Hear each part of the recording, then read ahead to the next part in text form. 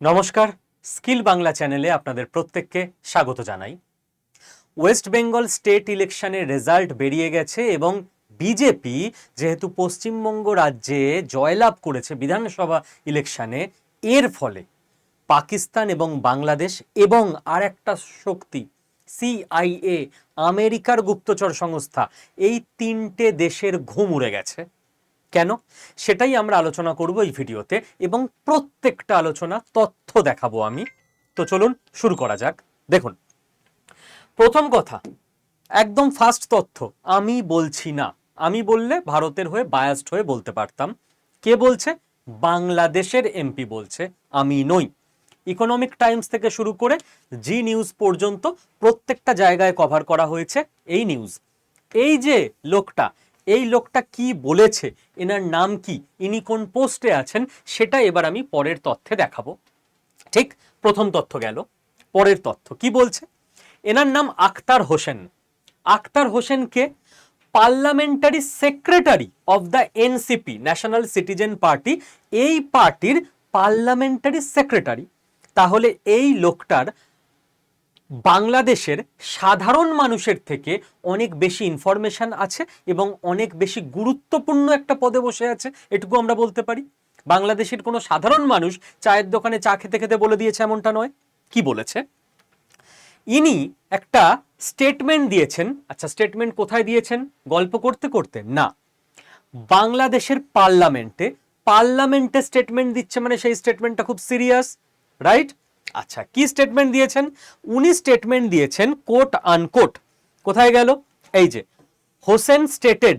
উনি কি বলেছেন? Akhtar Hossain, exit polls for West Bengal show the BJP emerging victorious. উনি আমাদের এই রাজ্যে রেজাল্ট বেরোনোর আগে এটা বলেছেন। এক্সিট পোল দেখেই ঘুমুড়ে গেছে যে এক্সিট পোলে দেখা যাচ্ছে বিজেপি জিতছে পশ্চিমবঙ্গে। If the BJP forms the government there, যদি বিজেপি সরকার তৈরি করে, they will push all Bangladeshis across to this side. ওরা সমস্ত বাংলাদেশিকে বর্ডারের এপারে ধাক্কা মেরে পাঠিয়ে দেবে। তাহলে পশ্চিমবঙ্গে বাংলাদেশি ঢুকে বসে আছে, কে স্বীকার করছে? বাংলাদেশের এমপি পার্লামেন্টে স্বীকার করছে, একটা পার্টির পার্লামেন্টারি সেক্রেটারি। আমি বলছি না, স্কিল বাংলা বলছে না, ভারতবর্ষের কোনো নিউজ চ্যানেল বলছে না, কোনো গদি মিডিয়া, ইয়েলো জার্নালিস্ট কেউ নয়, বাংলাদেশের এমপি বলছে। ঠিক আছে, this would precipitate a major refugee crisis for us. We are deeply concerned about this. আমাদের দেশে একটা বড় উদ্বাস্তু সমস্যা তৈরি হবে, আমরা এই ব্যাপারে ডিপলি কনসার্নড। একবারও উনি বলেননি যে পশ্চিমবঙ্গ থেকে বাংলাদেশি নাম দিয়ে ভারতবর্ষ কাউকে পুশ করে দেবে। যারা বাংলাদেশি তাদেরকে পুশব্যাক করা হবে। ক্লিয়ার? তাহলে বাংলাদেশ এটা জানে যে বাংলাদেশি অবৈধভাবে পশ্চিমবঙ্গে আছে এবং বিজেপি গভর্নমেন্ট তৈরি করলে এদের পুশব্যাক করা হবে, এটাও বাংলাদেশ জানে। ক্লিয়ার হলো? তথ্য প্রমাণ সমেত। এবার আমরা ম্যাপের দিকে তাকাবো ভালো করে বোঝার জন্য। এই হচ্ছে ভারতবর্ষের ম্যাপ। এবার আপনি একটু চলে আসুন, বাংলাদেশের সঙ্গে ভারতবর্ষের দীর্ঘতম বর্ডার আছে। আপনার দেখে মনে হচ্ছে বাংলাদেশ তো এইটুকু, পাকিস্তান তো এতটা, তো পাকিস্তানের সঙ্গে বুঝি বড় বর্ডার না। বাংলাদেশের যেহেতু এরকম তিন দিকে ভারতবর্ষ, তো টোটাল বর্ডারটা অনেক বড়। টোটালটাকে আপনি যদি এইভাবে ঘুরিয়ে ঘুরিয়ে মাপেন। এবার বাংলাদেশের সঙ্গে ভারতবর্ষের কোন কোন রাজ্যের বর্ডার আছে? এই দিকটা পুরোটা হচ্ছে পশ্চিমবঙ্গ, আমাদের দিক। এইখানটা হয়ে গেল আসাম। ঠিক আছে, এই জায়গাটা হয়ে যাচ্ছে মেঘালয়, আর এই জায়গাটা হয়ে যাচ্ছে ত্রিপুরা, আর এই জায়গাটা হয়ে যাচ্ছে মিজোরাম। তাহলে 1 2 3 4 5, আমাদের 5টা রাজ্য বর্ডার শেয়ার করছে বাংলাদেশের সঙ্গে, রাইট? এইবার এই যে জায়গাগুলো আমাদের বর্ডার শেয়ার করছে না বাংলাদেশের সঙ্গে, এখানে যাতে বাংলাদেশিরা যখন অবৈধভাবে ভারতে ঢোকে, কোথা দিয়ে ঢুকবে? এই 5টা রাজ্য দিয়েই ঢুকবে। এবার এই 5টা রাজ্যের মধ্যে 4টে রাজ্যে অলরেডি বিজেপি তথা এনডিএ সরকার বসে আছে। ত্রিপুরাতে পুরো ফেন্সিং করে আটকে দেওয়া হয়েছে, ঢুকতে পারছে না নতুন করে, যা ঢুকে গেছে তো ঢুকে গেছে। মিজোরামে ফেন্সিং করে আটকে দেওয়া হচ্ছে, পুরো যেখানে ফেন্সিং সম্ভব হচ্ছে না সিকিউরিটি লাগিয়ে দেওয়া হয়েছে, ঢুকতে পারছে না। মেঘালয়তে সেম, ঢুকছিল কোথা দিয়ে? ঢুকছিল প্রচুর আসাম দিয়ে, আসামে পুরো আটকে দেওয়া হয়েছে, ঢুকতে পারছে না। একটাই রাস্তা ওদের কাছে পড়েছিল, সেটা হচ্ছে পুরো এই রাস্তাটা, ওয়েস্ট বেঙ্গল একদম ওপেন বর্ডার হয়ে ওদের কাছে পড়েছিল, ওয়েস্ট বেঙ্গল দিয়ে ঢুকে তারপর বিহার ঝাড়খণ্ডেও প্রচুর পরিমাণে ছড়িয়ে যাচ্ছিল অবৈধ বাংলাদেশিরা। এবং এই সব জায়গা থেকে দিল্লি টিল্লিতে যেখানে ঘাঁটি গেড়ে বসেছিল, মনে করে দেখুন দিল্লি থেকে শুরু করে আহমেদাবাদ থেকে শুরু করে অবৈধ বাংলাদেশিগুলোকে সব কটা ঝেঁটিয়ে বিদায় করা হয়েছিল।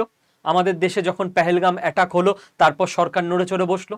কিন্তু এই জায়গাটা একদম যে হলুদ রিজিয়ান, সেখানে তো একদম জমাট বেঁধে বসে আছে, এখান থেকে এদের সরানোই যাচ্ছে না, বরং এখান দিয়ে আরো ঢুকছিল। তো একটা যে রাজ্য বাকি ছিল, সেখানেও যেই মুহূর্তে বিজেপির সরকার হয়ে গেল, সেই মুহূর্তে বাংলাদেশের একটা বড় ধাক্কা। কেন? কারণ তার অন্যতম কারণ হচ্ছে দুটো। এক, যখন এই রাজ্যে বিজেপির সরকার ছিল না, তখন সেন্টার আর স্টেটে আলাদা গভর্নমেন্ট থাকার ফলে আমরা বহুবার দেখেছি সেন্টার স্টেট কোঅর্ডিনেশন হচ্ছে না, এবং সেন্টার বলছে স্টেট জমি দিচ্ছে না বিএসএফ কে ফেন্সিং করার জন্য। এবার আর সেই ঝামেলা থাকবে না।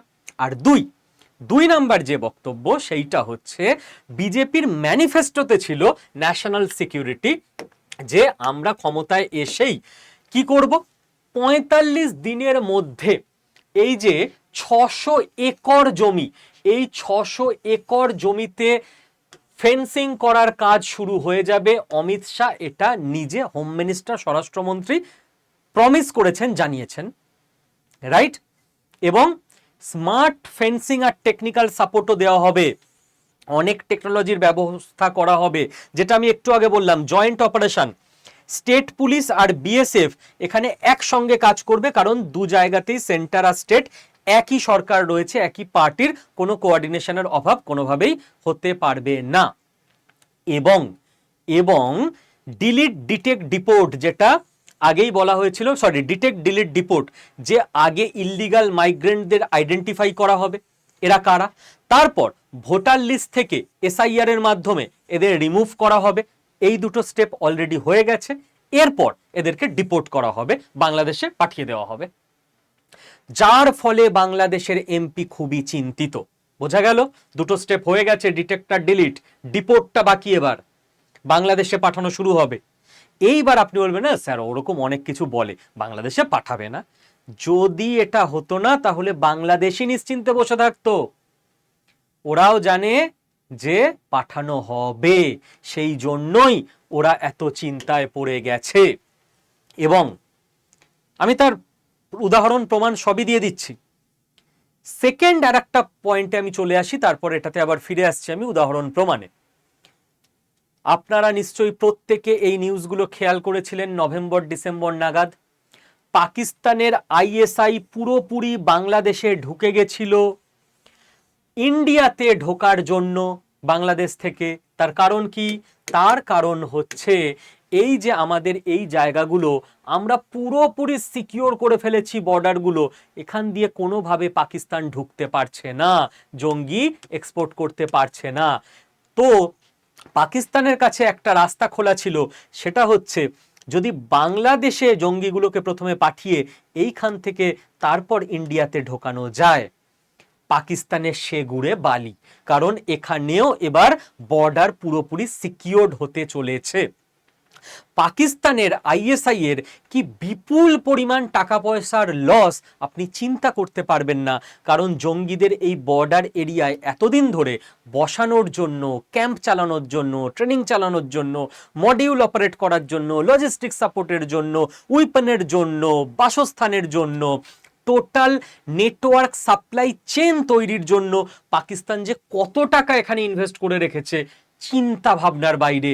এই গোটা মডিউলটা একটা ভোটের রেজাল্টে পাকিস্তান দেখছে প্রায় শেষ হতে চলেছে, এবং পাকিস্তানের মাথায় হাত। একই সঙ্গে এখানে আমেরিকাও কিন্তু বুকে হাত দিয়ে বসে পড়ার মতো অবস্থা, এমন ধাক্কা তাদেরও বুকে লেগেছে, কারণ আইএসআই এর পিছনে সিআইএ এর হাত অবশ্যই সব সময়ের জন্য থাকে, যে ভাই আমরা তোমাদের টেকনোলজি দিয়ে, উইপন দিয়ে, টাকা দিয়ে, ফান্ডিং দিয়ে, ইন্টেলিজেন্স দিয়ে হেল্প করে যাচ্ছি, তোমরা এখান দিয়ে কিছু করতে পারছো না, বাংলাদেশের সাপোর্ট নিয়ে ইন্ডিয়াতে টেররিস্ট পাঠাও।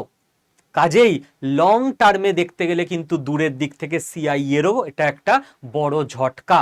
আসলে পশ্চিমবঙ্গ নির্বাচন কেবল ইন্ডিয়ার ইন্টারনাল পলিটিক্স ছিল না, ছিল একটা ইন্টারন্যাশনাল ইন্টেলিজেন্সের লড়াই, যেখানে R&AW প্রবলভাবে অপেক্ষা করছিল যে R&AW তো পলিটিক্যাল ইন্টারফারেন্স করতে পারবে না, যদি এখানে বিজেপি গভর্নমেন্ট হয়ে যায়, যে গভর্নমেন্ট সেন্ট্রালেও রয়েছে, তাহলে সিআইএ এবং পাকিস্তানের আইএসআই এর একটা বড় হার অটোমেটিক হয়ে যাবে। এবং আমি আপনাকে প্রমাণ দিয়ে দিতে পারি, এখানে আমি দেখাচ্ছি না, আপনি গুগল করে দেখে নেবেন, না খুঁজে পেলে বলবেন, পরের ভিডিওতে আমি দেখিয়ে দেবো। আল জাজিরার মতো পেপার যারা আরব দুনিয়ার খবর কভার করে, তারা ওয়েস্ট বেঙ্গলের ইলেকশনের ব্যাপারে, এসআইআর এর ব্যাপারে লেখালেখি শুরু করে দিয়েছিল। আল জাজিরার হঠাৎ করে কি হলো, ইন্ডিয়ার লোকসভা ভোটও না, একটা স্টেটের ভোট, সেটা নিয়ে লিখতে শুরু করে দিয়েছিল, ন্যারেটিভ তৈরি করতে শুরু করে দিয়েছিল। তার কারণ আল জাজিরার মতো ইন্টারন্যাশনাল প্লেয়াররাও পশ্চিমবঙ্গে একটা অন্যরকম ইলেকশনের রেজাল্ট এক্সপেক্ট করছিল এবং তার জন্য চেষ্টাও চালাচ্ছিল। এটা আজকে আমরা লজিক্যালি, র্যাশনালি বলতে পারি, এই কনক্লুশন হয়তো ড্র করতে পারি। এবার পাকিস্তান আইএসআই, সিআইএ, আল জাজিরার মতো নেটওয়ার্কের কেন বুকে ধাক্কাটা লাগলো, সেটা আশা করি বোঝাতে পারলাম। এইবার আমি আপনাকে একটু আগে যেটা বলছিলাম, যে আমি আপনাকে প্রমাণ দিয়ে দেবো যে কেন বাংলাদেশ খুব ভালো করে জানে ডিপোর্ট এবার হবে। তার কারণ আসামের মুখ্যমন্ত্রী হিমন্ত বিশ্ব শর্মা, এই লোকটা 3-4 দিন আগেও আরো একবার বলেছে যে পুশব্যাক তো আবার শুরু হবে এবং সমস্ত ইল্লিগাল বাংলাদেশিকে আমরা বাংলাদেশে পুশব্যাক করে পাঠাবো, রাইট?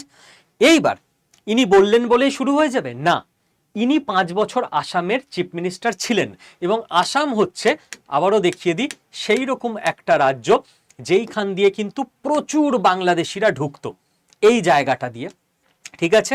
আসামের সঙ্গে বর্ডার কম বাংলাদেশের, জাস্ট এই দুটো জায়গা, কিন্তু এইখান দিয়ে প্রচুর ঢুকতো। এই দুটো জায়গা পুরোপুরি লাস্ট 5 বছরে হিমন্ত বিশ্ব শর্মা আটকে দিয়েছে। আপনি বলবেন স্যার আটকে দিয়েছে, বাট যারা ঢুকে গেছে তাদের তো বের করেনি। এই দেখুন কেন ভয় পেয়েছে বাংলাদেশ। হিমন্ত বিশ্ব শর্মার 25শে এপ্রিল, আজকে ক তারিখ, আজকে মনে হয় 5 মে, 10 দিন আগের টুইট আমি দেখাচ্ছি, এবং আপনি ওনার টুইটার হ্যান্ডেলে, এক্স হ্যান্ডেলে ঢুকলে এরকম হাজার হাজার পাবেন।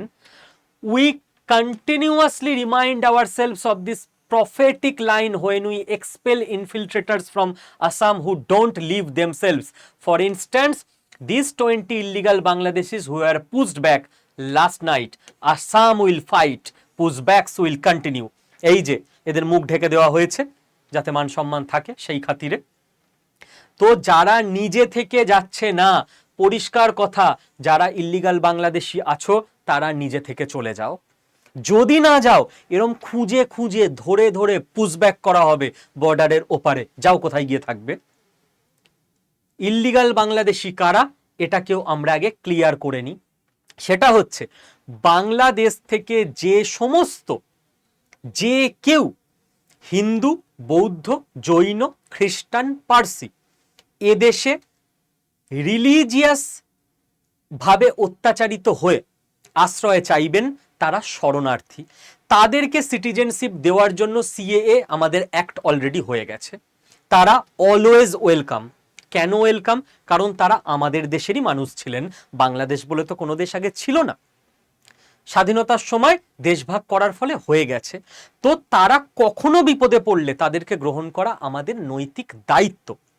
ইংল্যান্ডে কোনো খ্রিস্টান বিপদে পড়লেন, ইউক্রেনে কোনো পার্সি বিপদে পড়লেন, তিনি চাইলেই ভারতে চলে আসবেন এমনটা নয়, বা আমেরিকায় কোনো হিন্দু বিপদে পড়লেন, বাট বাংলাদেশ, সেখানে এই রিলিজিয়াস মাইনরিটি যারা আছে তারা যেহেতু আমাদেরই দেশের লোক ঐতিহাসিকভাবে, সেখান থেকে আমরা নতুন আইন করে নিয়েছি সিএএ, সিটিজেনশিপ অ্যামেন্ডমেন্ট অ্যাক্ট, যে কেউ আসবে বিপদে পড়ে আমরা তাদেরকে নিতে বাধ্য।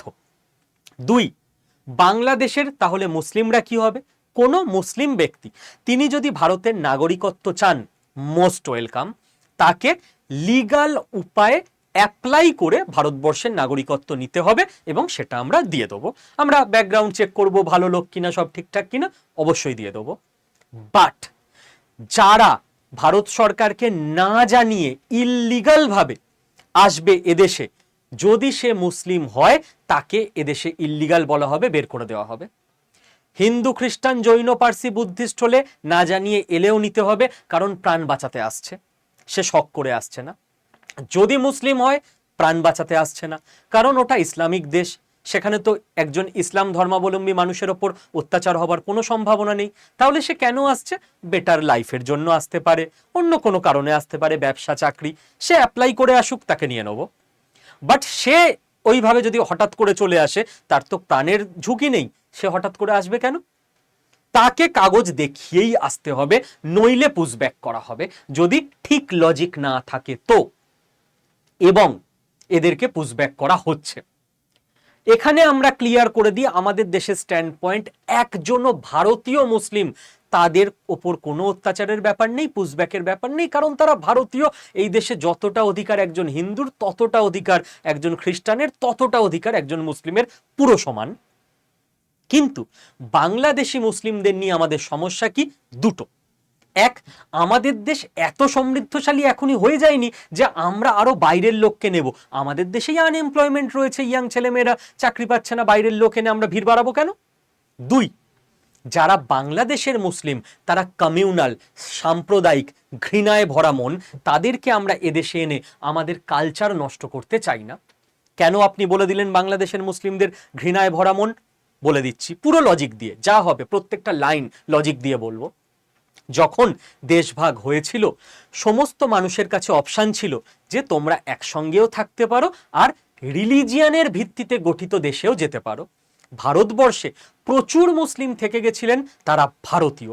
তারা কেন থেকে গেছিলেন? যে আমরা রিলিজিয়ানের ভিত্তিতে যাব না, ভারত মাতাই আমাদের মা, আমরা এদেশেই থাকবো, আমরা এদেশেরই সন্তান, তারা গর্বিত ভারতীয়। তাদের বংশ পরম্পরায় ছেলে মেয়েদের তারা সেই শিক্ষাই দিয়েছেন যে ভাই রিলিজিয়ান ব্যক্তিগত আস্থার জায়গা, কিন্তু আমরা সবাই ভারত মাতার সন্তান, মিলেমিশে থাকব। কিন্তু যাদের মনে হেট্রেড ছিল, তারাই তো চলে গেছে আলাদা দেশে, যে না না না না, আমরা একসঙ্গে থাকবো না, আমরা রিলিজিয়াস ভাবে গঠিত দেশে যাব। তাহলে যাদের মেন্টালিটি এই ছিল, তারা তাদের ছেলে মেয়ে পরের 2-3 প্রজন্মকেও তো তাই শিখিয়েছে যে ভারত মাতা আমাদের দেশ নয়, আমাদের দেশ আলাদা, আমরা একটা নতুন দেশ তৈরি করে নিয়েছি রিলিজিয়ানের ভিত্তিতে, ভারত থেকে ভাগ করে। যারা এই শিক্ষায় শিক্ষিত, তারা হঠাৎ করে আমাদের দেশে এসে আমাদের দেশের কালচার দেবে বিগড়ে। যারা লাস্ট এতগুলো বছর ধরে ঢুকেছে, যখন ভারত কার্যত ঘুমোচ্ছিল, তারা এসে বেশ কিছু মানুষের মনে উগ্রতা, সাম্প্রদায়িকতা গড়েও তুলেছে, যেটা আমাদের এখন সমাজ ঠিক করতে হবে। আমরা নতুন করে এই ঝামেলা নিতে চাই না, এখানে একটা স্টপ, ফুল স্টপ দিতে চাই, clear line by line logic. কারণ ওরা মোটেই ভালো লোক না, ওরা সাম্প্রদায়িকতার ভিত্তিতে দেশভাগ করে নতুন দেশে চলে গেছিল। যারা ছিল তারা তো এদেশের গর্বিত নাগরিক, তারা থাকবেন, জন্মান্তর ধরে থাকবেন, বংশ পরম্পরায় থাকবেন, সংবিধানের ভিত্তিতে সমান অধিকার সবকিছু পাবেন, কোনো অসুবিধা নেই। কিন্তু বাংলাদেশের সাম্প্রদায়িক মুসলিমদের আমরা এন্ট্রি দিতে পারবো না। যেহেতু আসামে ডেইলি বেসিস এটা হচ্ছে, তো বুঝে গেছে বাংলাদেশ, এবার তো গোটা ওয়েস্ট বেঙ্গল বর্ডার দিয়ে এই সেম জিনিস শুরু হবে। বোঝা গেল? সেকেন্ড, আসাম নেক্সট কি করেছে? নেক্সট আসাম যেটা করেছে সেইটা হচ্ছে, এই ইল্লিগাল বাংলাদেশিরা এসে প্রচুর জায়গা দখল করে নিয়েছিল আসামের হিন্দুদের থেকে, অসমিয়া ভারতীয় মুসলিমদের থেকে। ভারতে হিন্দু মুসলিম ব্যাপার নেই, ভারতীয়দের থেকে, সে হিন্দু হোক মুসলিম হোক, বাংলাদেশের ইল্লিগাল মুসলিমরা বর্ডার পেরিয়ে এসে প্রচুর জায়গা দখল করে নিয়েছিল। কিভাবে? এরা এসে একটা ঝুপড়ি বানাবে প্রথমে, সেখানে থাকতে থাকতে প্রচুর বছর বছর সন্তান প্রডিউস করছে, ফ্যামিলি বড় করবে, আরো জায়গা দখল করবে, এবং যেহেতু বাংলাদেশের সঙ্গে এদের কানেকশন আছে, গরু পাচার থেকে শুরু করে এরকম বিভিন্ন চোরাচালানের মাধ্যমে বর্ডার দিয়ে প্রচুর টাকা কামিয়ে নেবে। 20-30 বছরের মধ্যে হাতে টাকা চলে আসবে, বাংলাদেশ, পাকিস্তান, আইএসআই টাকাও পাঠাতে থাকবে। সেই টাকা দিয়ে একটা জায়গার দাম হয়তো 1 লাখ টাকা। আমি বলছি না, হেমন্ত বিশ্ব শর্মা আসামের সিএম, তিনি ইন্টারভিউতে বলেছেন, জাস্ট গতকাল বা আজকেই বলেছেন, আমি সকালেই শুনছিলাম, 1 লাখ টাকা জায়গার দাম। ওখানে এসে কোনো ভারতীয়কে, হিন্দু হোক মুসলিম হোক, তাকে বলছে ভাই 2 লাখ টাকা দিচ্ছি, জায়গাটা দিয়ে দাও। সে টাকার লোভে নিজের জায়গা বিক্রি করে দিচ্ছে, বাজারের রেটের থেকে ডবল দাম পাচ্ছে, বাংলাদেশি ইল্লিগাল মুসলিমরা ওই জায়গা নিয়ে দখল করে নিচ্ছে। এই রকম কিছু জায়গা তো কিনছেও না, এমনি গায়ের জোরে দখল করে নিচ্ছে। এই রকম আসামে প্রচুর জায়গা জাস্ট খালি করে দিয়েছে লাস্ট 5 বছরে বিজেপি সরকার, যে এই জায়গাগুলো যে অরিজিনাল হিন্দুদের বা আসামিয়া মুসলিমদের, তাদেরকে ফেরত দাও আর তোমরা যাও, নিজের দেশে ফিরে যাও। তো একে তো যে ঝাঁকে ঝাঁকে আসছিল সেটাকে আটকে দেওয়া, সেকেন্ড যারা নিজে থেকে ফিরে যাচ্ছে না তাদের ধাক্কা মেরে ফেরানো, থার্ড যা যা দখল করা জমি আছে সেগুলো পুনরুদ্ধার করা। সমস্ত রকম ভাবে ফাইট চলছে ভারতবর্ষকে বাঁচানোর, আমাদের কালচারকে বাঁচানোর, আমাদের এথনিসিটিকে বাঁচানোর, আমাদের আইডেন্টিটিকে বাঁচানোর। কি বলছে হেমন্ত বিশ্ব শর্মা? 13ই মার্চ বলেছে এটা। উনি বলছেন, in a massive 5-year drive we have cleared 1.5 lakh bighas from illegal encroachment and area 3.4x the size of Manhattan. 1.5 lakh বিঘা জমি, মাটির অধিকার পুনরায় আসামবাসী ফিরে পেয়েছে। আপনি ভাবতে পারেন, বিভিন্ন রাজ্যে যদিও বিঘার হিসেব আলাদা, আমাদের পশ্চিমবঙ্গে 20 কাঠায় 1 বিঘা হয়, এরকম 1 বিঘা 2 বিঘা করে 100 বিঘা, তারপর 1000 বিঘা, তারপর লাখ বিঘা, 1.5 লাখ বিঘা জায়গা পুনরুদ্ধার করা হয়েছে এদের হাত থেকে, অনুপ্রবেশকারীদের হাত থেকে। Every inch of our land belongs to the people of Assam, no compromise on our identity. ভারতবর্ষের প্রত্যেক ইঞ্চি জমি ভারতীয়দের জমি, আর 1 ইঞ্চি জমি দেওয়া হবে না, উল্টে ফেরত নেওয়া হবে আমাদের জমি। তো হাড়ে হাড়ে এই এমপি যিনি পার্লামেন্টে বলেছেন, তিনি জানেন আসামে কি চলছে, পশ্চিমবঙ্গেও সেটা শুরু হতে যাচ্ছে। নেক্সট আসামে নিয়ম করা হয়েছে যে যদি হিন্দুদের থেকে মুসলিমরা জমি কেনে, কোনো অসুবিধা নেই, ভারতবর্ষের মুসলিম হলে কিনবে, যেখানে ইচ্ছা কিনবে, যত ইচ্ছা কিনবে, সে তো ভারতীয়। কিন্তু সেখানে চেকিং বসবে, স্পেশালি নর্মাল জমি রেজিস্ট্রি হবে না, পারমিশন চেক হবে, ম্যান্ডেটারি, পুলিশ ভেরিফিকেশন হবে, রেগুলেশন হবে, স্ক্রুটিনি হবে। কেন? দেখা হবে একে কবে এসছে ভারতবর্ষে, এর টাকা কোথায় পেলো। কেন বললাম? ওই আইএসআই বাংলাদেশ ফান্ড দিতে থাকে যে কিনে নাও, ডবল দাম দিয়ে টাকা দিয়ে জায়গা কিনে নাও, দখল করো তোমরা। সব যদি ঠিক আছে, কোনো অসুবিধা নেই, জায়গা কেনো, যত ইচ্ছা কেনো, যত ইচ্ছা জায়গায় তুমি বাড়ি করো, থাকো, ভারতে হিন্দুও যা মুসলিমও তাই। বাট স্ক্রুটিনি স্ট্রিক্ট করা হচ্ছে যাতে সমস্ত দিক থেকে একদম পাঁচিল তুলে দেওয়া যায়, কোথা দিয়ে একটা মাছিও না গলতে পারে, এবং আমাদের হাত থেকে যাতে আর 1 কাঠা জমিও না বেরোয়, কারণ মাটির অধিকার লড়ে নিতে হবে। তো হাড়ে হাড়ে বাংলাদেশ জানে কি হতে চলেছে এবার পশ্চিমবঙ্গেও। তার কারণ আছে, এই যে জমিগুলো কেনা হচ্ছিল, তার কারণ কি? তার কারণ হচ্ছে এই গোটা এরিয়াটায় যদি আস্তে আস্তে এই বাংলাদেশি মুসলিমদের সংখ্যা বাড়িয়ে দেওয়া যায়, তখনই একটা সময় এরা ডিমান্ড করবে, কারণ এরা তো মনে প্রাণে বাংলাদেশি। এরা কি ভারত মাতার জয়গান গাইতে পারবে? আমাকে আপনি পাঠিয়ে দিন না আমেরিকায়, আমি মনে প্রাণে ভারতবাসীই থাকবো, হবে না আমার মন চেঞ্জ, কেন হবে? তো এরাও মনে প্রাণে বাংলাদেশি। এবার এরা এখানে যেই সংখ্যা বাড়িয়ে নেবে, এরা ক্লেম করতে শুরু করবে আমরা ভারতবর্ষের আইন মানি না, পুলিশকে অসহযোগিতা করবে, আর্মিকে ঢুকতে দেবে না, সামনে মহিলাদের বসিয়ে রেখে দেবে, এবং এই গোটা জায়গাটা জুড়ে নিয়ে এদের ষড়যন্ত্র হচ্ছে গ্রেটার বাংলাদেশ তৈরি করার। দেখতে পাচ্ছেন গ্রেটার বাংলাদেশ, এই আসাম থেকে মণিপুর, মিজোরাম, ত্রিপুরা, বাংলাদেশের আশেপাশে পুরোটা দখল করার প্ল্যান এদের। ওয়েস্ট বেঙ্গল, বিহার, ঝাড়খণ্ড, উড়িষ্যা এত সহজে পাবে না, কারণ উড়িষ্যাতে ইল্লিগাল বাংলাদেশি এখনো অবধি খুব কম, ঢুকেছে তো বটেই, বাট খুব কম। আপনি বলবেন স্যার বিহার ঝাড়খণ্ডে কোথা দিয়ে ঢুকলো? বিহার ঝাড়খণ্ডে তো বর্ডার নেই, পশ্চিমবঙ্গের এইখান দিয়ে ঢুকেই বিহার আর এইখান দিয়ে ঢুকেই ঝাড়খণ্ডে চলে গেছে, এই সমস্ত এরিয়ায় হিউজ পরিমাণে ইল্লিগাল বাংলাদেশিদের পুরো ডেরা গড়ে উঠেছে। ইল্লিগাল বাংলাদেশি যারা, লিগাল নয় কেউ।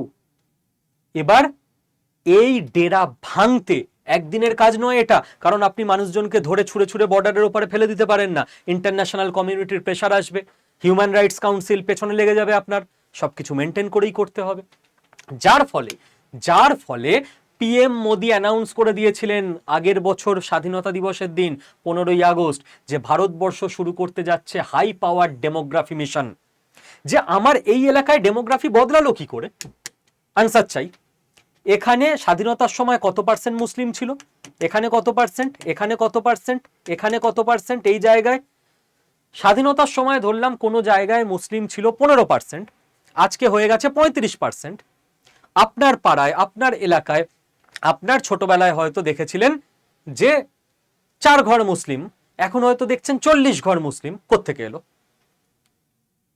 যদি আনসার হয় যে স্যার এদের সন্তান সন্ততি হয়েছে, আস্তে আস্তে ঘর বাড়ি বেড়েছে, নো ইস্যু, কোনো অসুবিধা নেই, সে যে কোনো জায়গায় ভারতবর্ষে থাকতে পারে, 100% মুসলিমও থাকতে পারে, এ দেশটা হিন্দুরও যতটা মুসলিমেরও ততটা, কোনো সমস্যা নেই। কিন্তু বিচারে দেখা যাচ্ছে, ইনভেস্টিগেশন করে প্রচুর জায়গায়, যে এই যে হিউজ গ্রোথ হঠাৎ করে, এটা এমন নয় যে মুসলিমরা প্রচুর পরিমাণে হিন্দুদের থেকে বেশি কেবল সন্তান নিয়েছে বলে তাদের সংখ্যা বেড়ে গেছে, বরং এই বাংলাদেশ যেখানে সাম্প্রদায়িক লোকগুলো সব গিয়ে ঢুকেছিল 1947-এ, ভেবেছিল ধর্মের নামে বিশাল দেশ চলবে, দেখেছে খেতে পাচ্ছে না, ভিখারির অবস্থা। তখন ধর্মের নামে দেশ চলেনি, তখন বলেছে আচ্ছা আমাদের সন্তানদের কি করব, এই সব জায়গায় পাঠাতে শুরু করি। ভারত ভেঙে প্রথমে একটা জায়গা দখল করেছি, সেটাকে ভালো করে চালাতে পারছি না, আবার ভারতে ঢুকি, আবার ওদের ঘাড় ভেঙে খাবো, তারপর আবার সংখ্যায় বেড়ে গেলে আবার ওই জায়গাটা দখল করে নেবো, গ্রেটার বাংলাদেশ নাম দেব। যদি দেখছো বাবা দেশ চালাতে পারছো না, তো ভারতবর্ষের হাতে নিজের দেশকে সঁপে দিয়ে ভদ্রসভ্য ভারতীয় হয়ে যাও না কেন, ঝামেলা মিটে যায়। তা করবে না। এবার যখন ইনভেস্টিগেশনে দেখা যাচ্ছে যে এরকম আনন্যাচারাল গ্রোথ, এর কারণ হচ্ছে বাংলাদেশ থেকে লোক ঢুকছে। ভারতবর্ষের হিন্দু সংখ্যা বাড়লো, মুসলিমের সংখ্যা বাড়লো, কোনো ব্যাপার নেই, কিন্তু বাংলাদেশি মুসলিম ঢুকছে। তখন পিএম মোদি নিজে পুরো অ্যানাউন্স করে দিলেন যে এই যে ডেমোগ্রাফি চেঞ্জ হচ্ছে, কদিন পর তো দেশ দখল করে নেবে, এর জন্য আমাদের দেশে হাই পাওয়ার ডেমোগ্রাফি মিশন আমরা শুরু করে দিচ্ছি। পুরো ইনফিল্ট্রেশনকে টার্গেট করা হবে, ন্যাশনাল সিকিউরিটিতে ফোকাস দেওয়া হবে, প্রোটেকশন অফ রাইট দেওয়া হবে, অ্যাকশন প্ল্যান করা হবে, যে আমাদের দেশের আইডেন্টিটি আমরা কোনোভাবে লস হতে দেব না।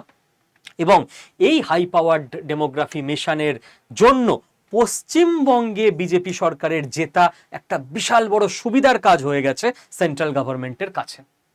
পুরো ব্যাপারটা বোঝা গেল। এবার লং টার্মের জন্য কিছু সোশ্যাল চেঞ্জেস হচ্ছে, যেমন আরএসএস, রাষ্ট্রীয় স্বয়ংসেবক সংঘ, আরএসএস প্রধান মোহন ভাগবত, তিনি মানুষকে বলতে শুরু করছেন যে আমাদের দেশে যখন জনবিস্ফোরণ হয়েছিল সেই সময় আমরা বলতাম মানুষদের যে হাম দো হামারো দো, যাতে করে মানুষের মাথায় অল টাইম হ্যামার হতে হতে হতে হতে সোশ্যাল সাইকোলজি চেঞ্জ হয়ে মানুষ দুটোর বেশি সন্তান না নেয়। এবং হিসেব বলে সায়েন্সের যে ফার্টিলিটি রেট যদি 2.1 থাকে তাহলে জনসংখ্যা স্টেবল থাকবে। মানে প্রত্যেক 20 জন, মানে 10 জন হাজবেন্ড 10 জন ওয়াইফ, টোটাল 20 জন, 10টা কাপল, এদের যদি টোটাল 21টা বাচ্চা হয় তাহলে জনসংখ্যা ঠিক থাকবে। কারণ এই 20 জন বুড়ো হয়ে একদিন মরে যাবে, এদের সন্তান হিসেবে 21 জন রয়ে গেল। আপনি বলবেন স্যার একজন বেড়ে গেল তো, না, এদের মধ্যে আবার একজন বিয়ে করবে না বা কারোর একটা সন্তান হবে, এরকম থাকবে, তো ব্যালেন্সে থাকবে। ভারতবর্ষে ফার্টিলিটি রেট হাম দো হামারা দো বলতে বলতে 2-এর নিচে চলে এসছে। এইবার ভারত চাপ খেয়ে গেছে যে এবার তো আমাদের জনসংখ্যা কমতে শুরু করবে, এখনই নয় 50 বছর পর। বাট 50 বছর পর যেদিন কমতে শুরু করবে, হঠাৎ করে তো আপনি প্রচুর মানুষ উৎপাদন করে দিতে পারবেন না। তো ডেমোগ্রাফি ঠিক রাখার জন্য হিন্দু ফ্যামিলিদের অ্যাটলিস্ট 3টে সন্তান নেওয়ার জন্য আরএসএস থেকে প্রচার করা শুরু হয়ে গেছে। এবং হিন্দু বলতে ভারতবাসী যেটা বলে, ইন্ডিয়ান ইকুয়াল টু ভারতীয় ইকুয়াল টু হিন্দু। কেন? যদি 3টে করে সন্তান নেওয়ার কথা এখন থেকে বলা হয়, এটা নামবে, আরো নিচে নামবে। সোশ্যাল সাইকোলজি রাতারাতি পাল্টায় না, এটা হয়তো 1.5 1.4 মতো হয়ে যাবে নেক্সট 20 বছরে। বাট হাম দো হামারা তিন, হাম দো হামারা তিন শুনতে শুনতে শুনতে শুনতে সোশ্যাল সাইকোলজিতে চেঞ্জ আসবে। এখন অনেকেই সন্তান কম নেয়, তার কারণ হচ্ছে বাবা মা দুজনেই ওয়ার্কিং, বাচ্চাটাকে রাখবে কোথায়। প্রচুর ক্রেজ আস্তে আস্তে গজাবে বাচ্চাদের দেখভালের জন্য। আস্তে আস্তে মানুষজন নিউক্লিয়ার ফ্যামিলিতে চলে যাচ্ছিল, দাদু দিদা পিসি মাসি কেউ নেই বাচ্চাকে দেখার জন্য। মানুষ এবার বুঝতে শুরু করছে উল্টো দিকে, যে নিউক্লিয়ার ফ্যামিলিতে থেকে মানুষের সাইকোলজিক্যাল প্রবলেম হচ্ছে, একাকিত্বে ভুগছে, মানুষ আবার একসঙ্গে থাকা শুরু করবে 20-25 বছর পর থেকে। এবং আস্তে আস্তে আবার এইটা নেক্সট আরো 25 বছরে, মানে 25 এখন নামবে, পরের 25-এ যখন আবার উঠবে তখন আবার এই 2.1 এর দিকে আস্তে আস্তে উঠে আসবে। এবং 100 বছর পর গিয়ে মোটামুটি আবার ডেমোগ্রাফি ঠিকঠাক হবে। এবার এটা তো 100 বছরের প্ল্যানিং, আপনি তো মানুষকে এক্ষুনি বলতে পারেন না সবাই সন্তান নাও। সবার অর্থনৈতিক অবস্থা আস্তে আস্তে উন্নত হবে, সন্তান নিল তারপর তাকে খাওয়াবে কি, স্কুলে পড়াবে কি, আজকের দিনে যা খরচ। তো এটা লং টার্ম প্ল্যানিং, রাতারাতি কিছু হবে না। এবং এই টোটাল জিনিসপত্র আস্তে আস্তে আস্তে আস্তে হচ্ছে একটাই জিনিসকে কাউন্টার করার জন্য, যে যা কিছুই করে নিক না কেন ভারত সরকার, যত ইললিগাল ইনফিল্ট্রেটার ঢুকেছে দেশে 100%কে বের করা যাবে না। তারা এত কার্ড বানিয়ে ফেলেছে যে আপনি তাদেরকে কাউন্টার করতে পারবেন না। ও সব কিছু ভারত সরকারের নাম তুলে নিয়েছে, দেখুন সরকারি চাকরিও করে প্রচুর লোক, বের করবেন কি করে? তো সেই ডেমোগ্রাফিটাকে কন্ট্রোল করার জন্য আমাদের দেশের আস্তে আস্তে ডেমোগ্রাফি যেটা ডাউন হয়ে যাচ্ছে, ফার্টিলিটি রেট, সেটাকে আস্তে আস্তে বাড়ানোর চেষ্টা করা। যারা ঢুকে গেছে তাদের মাইন্ডসেট আস্তে আস্তে চেঞ্জ করার চেষ্টা করা, যে ভারতবর্ষের প্রতি সমর্পিত হও। রিলিজিয়ান যার যা কিছু থাক, নো প্রবলেম, পার্সোনাল আস্থার ব্যাপার, ঠিক আছে। এই টোটাল জিনিসটা, এটা একটা মিশন, একটা যুদ্ধ, যে যুদ্ধ আমাদের প্রত্যেককে লড়তে হবে আমাদের দেশকে অখণ্ড রাখার জন্য, ঠিকঠাক রাখার জন্য, মানবিকতার পথে রাখার জন্য, র্যাডিকালাইজড না হবার জন্য। এবং এই লড়াইতে আমি আরো একটা জিনিস অ্যাড করব, সেটা হচ্ছে আমাদের চিকেন নেককেও কিন্তু সুরক্ষিত রাখার জন্য আমাদের মিলিটারিও একের পর এক গ্যারিসন বানাতে শুরু করে দিয়েছে চিকেন নেকের আশেপাশে। আর তার সঙ্গে লাস্টে আমি একটা জিনিস অ্যাড করব, যে মানি পাওয়ার ভারতীয়দের হাতে, হিন্দু মুসলিম যেই হোক, ভারতীয় মানি পাওয়ার থাকতে হবে। নইলেই কিন্তু ওই বিদেশের আইএসআই এর লোকজন বাংলাদেশি ইনফিল্ট্রেটরদের হাতে টাকা দিয়ে এসে, বেশি টাকা দিয়ে এসে জমি জায়গা কিনে নেবে। অর্থনৈতিক শক্তি ভারতীয়দের হাতে থাকতে হবে। এবং পশ্চিমবঙ্গে আশা করি নেক্সট 5 বছরে ইন্ডাস্ট্রির ডেভেলপমেন্ট হবে, যেটা বিজেপির ম্যানিফেস্টোতে রয়েছে, সেই জন্যই আশা করছি। আমি তো বিজেপির কেউ নই। এবং ইউপি, হরিয়ানা, মহারাষ্ট্র, এইসব জায়গায় আমরা ইন্ডাস্ট্রিয়ালাইজেশন দেখেছি, গুজরাট, তো সেদিক থেকে এক্সপেক্ট করতে পারি। যার বিজনেস আছে বিজনেস বাড়ান বা শুরু করুন, যে জব করতে চান বিজনেস যত আস্তে আস্তে বাড়বে, জবের অপরচুনিটি কলকাতায় তৈরি হবে। বিজনেস করুন বা জব করুন, একটা এমন অস্ত্র আপনার হাতে আমরা দিয়ে দিচ্ছি, যেটা দিয়ে আপনি বাকিদের মেরে কেটে বেরিয়ে যেতে পারবেন কম্পিটিশনে, অস্ত্র নিয়ে মারামারি করতে হবে না। সেই অস্ত্র হচ্ছে এআই। বাংলাদেশি ইনফিল্ট্রেটররা আপনার সঙ্গে লড়তে পারবে না, আপনার বিজনেসকে টক্কর দিতে পারবে না, আপনার চাকরিকে টক্কর দিতে পারবে না, যদি আপনি এআই জানেন, আর্টিফিশিয়াল ইন্টেলিজেন্স। এবং এই মিশনে স্কিল বাংলার দায়িত্ব আমরা পালন করছি কাঠবিড়ালির মতো। আমরা বাংলা ভাষায় এআই শেখাবো আপনাদের, ল্যাঙ্গুয়েজ প্রবলেম সলভ, কোথাও আসতে হবে না, অনলাইনে বাড়িতে বসে শিখবেন, সময় problem, distance problem solve, live class করবেন, কোনো জিজ্ঞাসা থাকলে জিজ্ঞেস করতে পারবেন, কনফিউশন প্রবলেম সলভ। উইকেন্ডে সন্ধ্যেবেলা ক্লাস হবে, শনি রবি সন্ধ্যে 7টা থেকে 9:30, আমার কলেজ আছে, চাকরি আছে, সমস্যা সলভ। তাও যদি লাইভ ক্লাস অ্যাটেন্ড করতে না পারেন, প্রত্যেকটা ক্লাসের রেকর্ডেড ভিডিও আপনাকে দিয়ে দেওয়া হবে, প্রবলেম সলভ। কোর্সের লাস্টে আইআইটি ম্যাড্রাসের সার্টিফিকেট আপনাকে দেওয়া হবে, আইআইটি ম্যাড্রাসের সার্টিফিকেট, আইআইটি যেটা ভারতবাসীর স্বপ্ন, সেটা স্কিল বাংলা আপনাকে প্রোভাইড করে দেবে। এবং এই কোর্সের জন্য জীবনে একবার, প্রায় 3-3.5 মাসের কোর্স চলবে, জীবনে একবারই, মাসে মাসে না, 6,250 টাকা আপনাকে ফিস পে করতে হবে। কোনো যোগ্যতার দরকার নেই আহামরি, নর্মাল এইচএস পাস হলেই হবে। কোনো বয়সের বেড়াজাল নেই, 18 থেকে 88 যে কেউ শিখতে পারবেন। 16ই মে থেকে লাইভ ক্লাস শুরু হবে, বাট তার আগে 24টা নর্মাল কম্পিউটার ক্লাস আপনাদেরকে এই কোর্সের মধ্যে ফ্রি অফ কস্ট দেওয়া আছে, যাতে করে যারা বেসিক কম্পিউটার জানেন না তারা আগে বেসিকটা শিখে নিতে পারেন। এটা রেকর্ডেড দেওয়া আছে। আজকে ভর্তি হবেন, আজকেই ক্লাস করতে শুরু করতে পারবেন। 15ই মে অবধি এটাকে রেডি করে নিন, বেসিক 24টা ক্লাস। 16ই মে থেকে আপনি চলে যাবেন এআই এর ক্লাস করতে।